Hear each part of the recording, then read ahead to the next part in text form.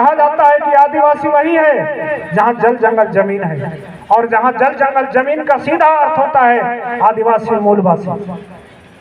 और ऐसे हालात में जंगल को सेंट्रलाइज करते हुए पशुओं को चारा, लकड़ी, हल जुबात के लिए भी धर पकड़ और मारपीट होने लगा था, और इतना मालगुजारी अनाप शनाप ठोक दिया गया था कि लोग बेकाबू हो गए थे, देने में असमर्थ थे।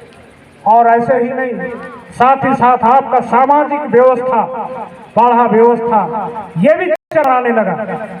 ऐसे में कहाँ चुप बैठते बुद्धवीर भगत, उन्होंने अपना अंग्रेजों से लड़ाई की शुरुआत कर दी, और लड़ते लड़ते इतना पूरे केवल छोटा नागपुर ही नहीं, संथाल, आपका पलामू, पालुमगढ़ जिसको कहा जाता था, ऐतिहासिक नाम पालुमगढ़ था, और इस तरह से संथाल परगना, इधर खुट्टी तोरपा का मुंडा क्षेत्र का इलाका, इनके शुरुआत के बाद ही आंदोलित होना चालू हो गया।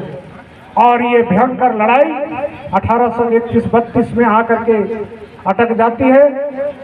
वीर बुद्धू भगत इतने ताकतवर व्यक्ति थे कि तुरंत सिलागाई में तो कहीं, तुरंत टीकों में तो कहीं, तकरांग घाटी का नाम सुने होंगे, कहीं वहां तुरंत, इतना उनके पर शक्ति आ गया।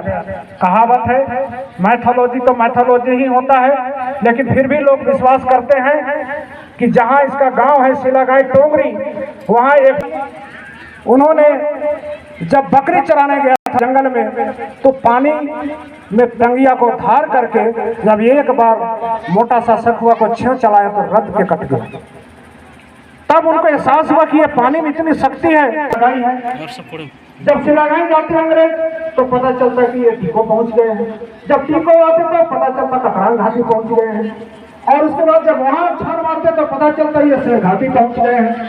तो इस तरह से इनका एक बहुत अजीब ताकत और क्षमता इनके ऊपर ईश्वरीय शक्ति के द्वारा प्राप्त था। और ये वीर बुद्धू भगत कि इनके करामत को देखकर अंग्रेज थर्रा गए, और उसके बाद में जब उनके पकड़ से बाहर हो गया तब अंग्रेजों का हेडक्वार्टर हुआ करता था, आज के समय में कहा जाता है पिठोरिया रांची।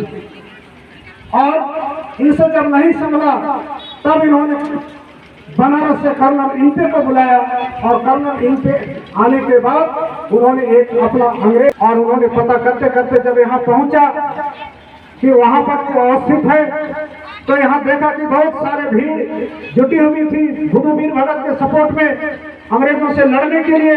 और बड़ी चालाकी से अंग्रेज 400 लोगों को पकड़ के जो बगल में जोड़ा बट वृक्ष है वहां पर रस्सी में बांधा गया और कत्लेआम कर दिया गया। साथ ही साथ उनके दोनों पुत्र भी थे, हलदर और गिरधर, और दोनों को अंग्रेज पकड़ के उनको भी कत्लेआम कर दिया। और तब उसके बाद वीर बुद्धू भगत को पता चली कि वीर बुद्धू भगत कि आपके दोनों लड़के मारे गए हैं, और वो भी भागे भागे आए। और उसके बाद जैसे ही उनका बहन को पता चला, दुनिया दुनिया को, वो सोची कि कम से कम मरते दम तक अगर थोड़ा भी सांस होगा तो मैं उसको पानी पिला पाऊं। और उन्होंने घड़ा में पानी लेकर के और वो पिलाने के ख्याल से यहाँ तक पहुंची। आप बगल में देख रहे हैं कि उनका जहाँ लाश पड़ा हुआ है, जहाँ पर अभी हम लोग मल्यापुर अंग्रेजों ने उसको भी कत्लेआम कर डाला। तो इस तरह से बहुत ही दर्दनाक मौत इन लोगों का हुआ। मैं तो पहले भी कहा कि वीर बुद्धू भगत गॉड गिफ्टेड, ईश्वरीय शक्ति प्रदान था।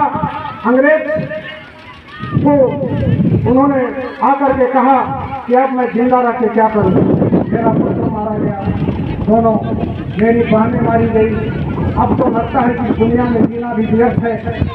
और उसको अंग्रेजों ने फिर पकड़ लिया, और फिर भी उनके ऊपर इतनी शक्ति थी कि उनका गला वो कट नहीं रहा था, मार नहीं पा रहे थे, गोली चल नहीं रही थी।